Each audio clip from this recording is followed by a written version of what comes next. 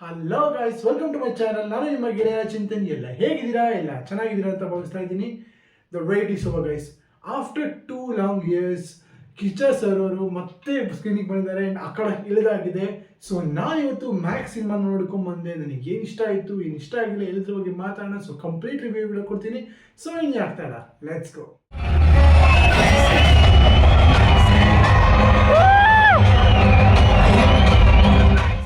S, ಮೊದಲು positives ಕಡೆ ಬರೋದಾದ್ರೆ ಈ ಒಂದು ಪೇಸ್ ಆಫ್ ದ ಫಿಲ್ಮ್ ಅಂದರೆ ಸಿನಿಮಾ ಒಂದು ಫಾಸ್ಟ್ ಬೇಸ್ ಸಿನಿಮಾ. ಅವ್ರು ಹೇಳಿದಂಗೆ ಒಂದು ರಾತ್ರಿಯಲ್ಲಿ ನಡೆಯುವಂಥ ಕಥೆ ಒಂದು ರಾತ್ರಿ ಕರೆಕ್ಟಾಗಿ ನಡೆಯುತ್ತೆ. ನಿಮ್ಗೆ ಎಲ್ಲೂ ಅಲ್ಲಿ ಅನ್ವಾಂಟೆಡ್ ಸೀನ್ಸ್ಗಳಿಲ್ಲ, ಅನ್ವಾಂಟೆಡ್ ಕಟ್ಗಳಿಲ್ಲ, ಅವೆಲ್ಲ ಏನೂ ಇಲ್ಲ.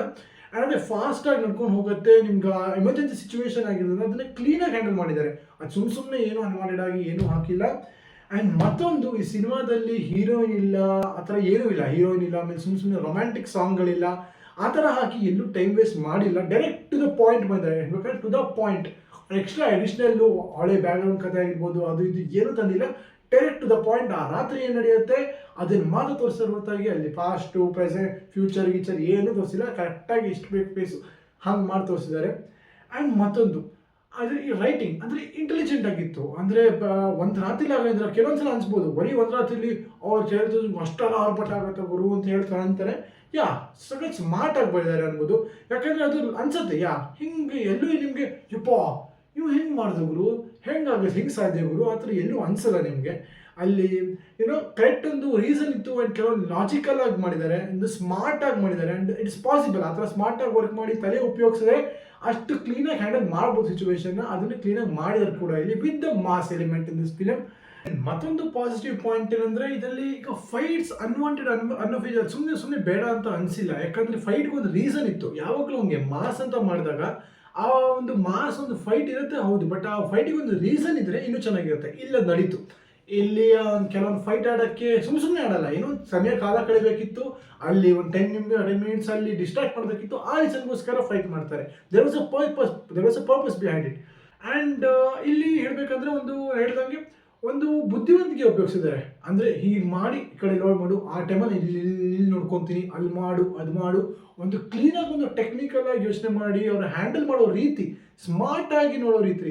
ಅಂದರೆ ಈಗ ಸುದೀಪ್ ಸರ್ ಕ್ಯಾರೆಕ್ಟರಲ್ಲಿ ಬರೀ ಒಬ್ಬ ಒಂದು ಮಸ್ಕ್ಯುಲರ್ ಸ್ಟ್ರಾಂಗ್ ಮ್ಯಾನ್ ಅಂತಲ್ಲ, ಬರೀ ಇದು ಪವರ್ ಇಲ್ಲ, ಬಟ್ ಅವ್ರಿಗೆ ಬುದ್ಧಿ, ಬ್ರೈನ್ ಪವರ್ ಕೂಡ ಇದೆ. ಅದನ್ನು ಕ್ಲೀನಾಗಿ ಉಪಯೋಗಿಸ್ಕೊಂಡು ತಲೆ ಉಪಯೋಗಿಸ್ಕೊಂಡು ಹ್ಯಾಂಡಲ್ ಮಾಡೋ ರೀತಿ ಇರ್ಬೋದು, ಅವನ್ನೆಲ್ಲ ತುಂಬ ಚೆನ್ನಾಗಿ ತೋರಿಸಿದ್ದಾರೆ. ಆ್ಯಂಡ್ ಎಲ್ಲ ಕಾನ್ಸ್ಟೇಬಲ್ ನೋಡ್ಕೊಬೇಕಿತ್ತು. ಆ್ಯಂಡ್ ಆಮೇಲೆ ಎಲ್ಲರ ಆ್ಯಕ್ಟಿಂಗು ಅಷ್ಟೇ, ಆ್ಯಕ್ಟಿಂಗ್ ವಾಸ್ ಗುಡ್. ಉಗ್ರ ಮಂಜು ಅವ್ರ ಕ್ಯಾರೆಕ್ಟರ್ ನಿಮಗೆ ಇಷ್ಟ ಆಗುತ್ತೆ. ಆ್ಯಂಡ್ ಬಿಗ್ ಬಾಸ್ ನೋಡೋವಂತೂ ಈಗ ಒಂದು ಹೊಸ ಒಂದು ಫ್ಯಾನ್ಸರಿಗೆ ಈ ಫಿಲಮ್ ನೋಡ್ಬೇಕು ಜಾಸ್ತಿ ಆಗ್ಬೋದಂತ ಅನ್ನಿಸ್ತು. ಎಲ್ಲ ಸೆಟಲ್ ಆಗಿತ್ತು, ಎಲ್ಲರದು ಅದೆಲ್ಲ ಸೆಟಲ್ ಆಗಿ ಮಾಡಿದ್ದಾರೆ. ಯಾವ ಓವರ್ ಆಗಿ ಸುಮ್ಮನೆ ಎಲ್ಲೂ ಮಾಡೋಕ್ಕೆ ಹೋಗಿಲ್ಲ, ಅಪರಾಧ ಮಾಡಿಲ್ಲ. It was good. And suspense ಬರುತ್ತೆ, ಸಸ್ಪೆನ್ಸ್ ಕೂಡ ವರ್ಕ್ ಆಯಿತು. ಏನಕ್ಕೆ ಅಂತ ಅಲ್ಲಿ ಏನಾದರೂ ಬರುತ್ತೆ, ಅದು ವರ್ಕ್ ಆಯಿತು. ಆಮೇಲೆ ಮತ್ತೊಂದು ಇದರಲ್ಲಿ ಪಾಸಿಟಿವ್ ಹೇಳಬೇಕಂದ್ರೆ ಇದರ ಸುದೀಪ್ ಸರ್ ಅವರ ಆ್ಯಕ್ಟಿಂಗ್. ಸುದೀಪ್ ಸರ್ ಅವರ ಆ್ಯಕ್ಟಿಂಗ್ ಮೊದಲಿನ ಅಷ್ಟೇ ಟಾಪ್ ನಾಚ್. ಅವರೊಂದು ಸ್ವ್ಯಾಗ್ ಇರ್ಬೋದು, ಅವರ ಮ್ಯಾನರಿಸಮ್ನ ಕಂಟಿನ್ಯೂ ಮಾಡಿದ್ದಾರೆ. ಅದೇ ಕೂಲ್ ಆ್ಯಂಡ್ ಸ್ಟೈಲಿಶ್ ಮಾಸ್ ಆಗಿ ಹೆಂಗೆ ಮಾಡಿದ್ರು ಅದು ಕಂಟಿನ್ಯೂ ಮಾಡಿದರೆ ಇಷ್ಟ ಆಗತ್ತೆ ಕೂಡ. ಅವರ ಅಗ್ರೆಸಿವ್ನೆಸ್ಸು ಯಾವುದು ಇಷ್ಟ ಆಗತ್ತೆ ಕೂಡ. ಆ್ಯಂಡ್ ಇದ್ರ ಮ್ಯೂಸಿಕ್ ಕ್ರೇಜಿ ಸಾಕಾಗಿ ಮಾಡಿದ್ದಾರೆ. ರಜನೀಶ್ ಲೋಕರವ್ರಿಗೆ ಒಂದು ಚಪ್ಪಾಳೆ ತಟ್ಟಲೇಬೇಕು. ಯಾಕಂದರೆ ಅಷ್ಟು ಚೆನ್ನಾಗಿ ಮ್ಯೂಸಿಕ್ ಮಾಡಿದ್ದಾರೆ. ನಿಮಗೆ ಸಾಂಗ್ಸ್ಗಳು ಸುಮ್ಮನೆ ಇಲ್ಲ ಅಂದರು, ಬಟ್ ಅದ್ರ ಮ್ಯೂಸಿಕ್ಕು, ಬೀಜನ್ಗಳು ನಿಮ್ಮನ್ನ ಹಿಡಿದಿಟ್ಕೊಳ್ಳುತ್ತೆ. ಥಿಯೇಟ್ರಲ್ಲಿ ಒಂದು ಅನಿಸುತ್ತೆ. ಎಸ್ಪೆಷಲಿ ಅದು ಯಾವಾಗ ಇಲ್ಲಿ ಜಾತ್ರೆ ಸೀನ್ ಬಂದಾಗಂತೂ ಅಲ್ಲಿ ಮ್ಯೂಸಿಕ್ ಸಖತ್ ಆರ್ಬಡಿಸುತ್ತೆ. ಅದು ಮ್ಯಾಕ್ಸಿಮಮ್ ಆ ಸಾಂಗ್ಗೆ ಅಲ್ಲೆಲ್ಲೂ ನಿಮಗೆ ಒಂದು ಹೈಪ್ ಕೊಡುತ್ತೆ, ಬೂಸ್ಟ್ ಮಾಡುತ್ತೆ. ಆ ಮ್ಯೂಸಿಕ್ಕು, ಆ ಥಿಯೇಟ್ರ್ ಸೌಂಡು, ಸ್ಪೀಕರ್ ಎಲ್ಲ ಮಾಡುತ್ತೆ. ಸೊ ನಾವು ನೆಗೆಟಿವ್ಸ್ ಬರೋಣ. ನೆಗೆಟಿವ್ಸ್ ನಾನು ಫ್ಯಾನ್ ಆದರೂ ಕೆಲವೊಂದೆಲ್ಲ ಆನೆಸ್ಟಾಗಿ ಹೇಳಬೇಕಾಗತ್ತೆ. ಸೊ ಆ್ಯಸ್ ಅ ರಿವ್ಯೂ ನನ್ನ ಕರ್ತವ್ಯ ಅದು. ಸೊ ಇದರಲ್ಲಿ ನೆಗೆಟಿವ್ ಅಂತ ಬಂದರೆ ಒಂದು ಅನಿಸಿದ್ದು ಒನ್ ಸೈಡೆಡ್ ಅನಿಸ್ಬಿಡ್ತು. ಅಂದರೆ ಈಗ ಹೀರೋ ಪವರ್ ಇದೆ, ಓಕೆ, ಗೊಪ್ಪ ಪವರ್ ಇದೆ, but at the same time ವಿಲನ್ನ ಇನ್ನೂ ಸ್ಮಾರ್ಟ್ ಮಾಡ್ಬೋದಿತ್ತು. ಇನ್ನೂ ಸ್ವಲ್ಪ ಅಂದರೆ ಇನ್ನೂ ಬುದ್ಧಿವಂತಿಕೆ ಉಪಯೋಗಿಸು. ಅಂದರೆ ವರಲಕ್ಷ್ಮಿ ಕ್ಯಾರೆಕ್ಟರ್ ಬರುತ್ತೆ, ಅವ್ರದ್ದು ಸ್ಮಾರ್ಟ್ ಇರುತ್ತೆ, ಬಟ್ ಅವ್ರನ್ನ ಇನ್ನೂ ಸ್ವಲ್ಪ ಚೆನ್ನಾಗಿ ಇನ್ನೂ ಬಳಸ್ಕೊಬೋದಿತ್ತು. ಅವ್ರು ಟ್ರಾಫಿಕ್ ಬೀಳ್ತಾ ಇರೋ ಟ್ರಾಫಿಕ್ಗೆ ಬೀಳ್ತಿದ್ರು ಬಿಟ್ಟರೆ, ಬಟ್ ಅಲ್ಲಿ ಅವ್ರು ಸ್ವಲ್ಪ ಟ್ರಿಕ್ಕಿಯಾಗಿ ಯೋಚನೆ ಮಾಡಿ, ಕ್ಲೆವರ್ ಆಗಿ ಸ್ವಲ್ಪ ಯೋಚನೆ ಮಾಡಿ ಅದನ್ನು ವಿಲನ್ ಗ್ಯಾಂಗ್ನ ಸ್ವಲ್ಪ ಹೇಳಿದ್ನಲ್ಲ, ಆ ಒಂದು ಈಕ್ವಲ್ ಟಫ್ ಫೈಟ್ ಸ್ವಲ್ಪ ಕೊಡೋ ಥರ ಮಾಡಿದರೆ ಇನ್ನೂ ಸ್ವಲ್ಪ ಚೆನ್ನಾಗಿತ್ತು ಅಂತ ಅನಿಸ್ತು. ಅಂದರೆ ಮಸಲ್ ಪವರ್ ಇತ್ತು, ಮ್ಯಾನ್ ಪವರ್ ಇತ್ತು, ಬಟ್ ಆ್ಯಂಡ್ ಬ್ರಿಲಿಯನ್ಸ್ ಅಂತ ಬಂದರೆ ಸ್ವಲ್ಪ ಲ್ಯಾಕ್ ಆಯಿತು ಅಂತ ಅನಿಸ್ತು. ಅವಾಗ ಸ್ವಲ್ಪ ಇದೆಲ್ಲ. ಆ್ಯಂಡ್ ಮತ್ತೊಂದು ನೆಗೆಟಿವ್ ಏನನ್ಸಿದೆ ಅಂದರೆ ಸ್ವಲ್ಪ ಈಗ ಪೀಕ್ ಮೂಮೆಂಟ್ಸ್ ಅಷ್ಟು ಕ್ರಿಯೇಟ್ ಆಗಿಲ್ಲ ಅಂತ ಹೇಳ್ಬೋದು, ಸ್ವಲ್ಪ ಕಡಿಮೆ ಇತ್ತು ಪೀಕ್ ಮೂಮೆಂಟ್ಸ್ ಅಂತ ಹೇಳ್ಬೋದು. Though there were reasons behind the fight, but ಅದು ಒಂದು ಏನು ಆ ಒಂದು ಪೀಕ್ ಪಾಯಿಂಟಿಗೆ ಹೋಗಿಲ್ಲ ಅಂತ ನನಗೆ ಒಂದು ಗೂಸ್ ಬಂಪ್ಸ್ ಮೂಮೆಂಟ್ಸ್ ಕ್ರಿಯೇಟ್ ಆಗಿಲ್ಲ ಅಂತ ನನಗೆ ಒಂದು ಅನ್ನಿಸ್ತು. ಅದೊಂದು ನೆಗೆಟಿವು.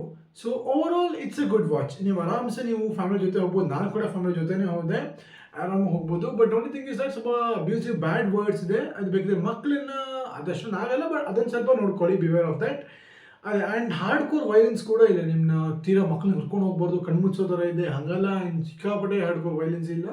ಸೊ ಹೋಗ್ಬೋದು ಫ್ಯಾಮಿಲಿ ಜೊತೆ, ಇಟ್ಸ್ ಅ ಗುಡ್ ವಾಚ್, ಆರಾಮಾಗಿ ಥಿಯೇಟರ್ ನೋಡ್ಬೋದು. ಆ್ಯಂಡ್ ಕನ್ನಡ ಸಿನಿಮಾನ ಥಿಯೇಟರೇ ನೋಡಿ, ಪೈರಸಿ ಮಾಡಬೇಡಿ ಅಂತ ಹೇಳ್ತೀನಿ. ಯಾವ ಸಿನಿಮಾನು ಮಾಡಬೇಡಿ, ಬಟ್ ಎಸ್ಪೆಷಲಿ ಕನ್ನಡ ಸಿನಿಮಾ ನಮ್ಮ ಇಂಡಸ್ಟ್ರಿ, ನಾವು ನೋಡಿ ನಾವು ಬೆಳೆಸಿದ್ರೆ ಮಾತ್ರ ಅದು ಇಂಟರ್ನ್ಯಾಷನಲ್ ಬೆಳೆಯುತ್ತೆ. So that's all guys. ನಿಮ್ಗೆ ವಿಡಿಯೋ ಇಷ್ಟ ಆದರೆ ಲೈಕ್ ಮಾಡಿ, ಶೇರ್ ಮಾಡಿ, ಕಮೆಂಟ್ ಮಾಡಿ, ಸಬ್ಸ್ಕ್ರೈಬ್ ಮಾಡಿ, ಹಾಗೂ ಬೆಲ್ ಐಕಾನ್ನ ಒತ್ತಿ. ನಾನು ಹೀಗೆ ಎಂಟರ್ಟೈನಿಂಗ್ ವೀಡಿಯೋಸ್ ತರ್ತಾನೆ ಇರ್ತೀನಿ. ಬಾಯ್.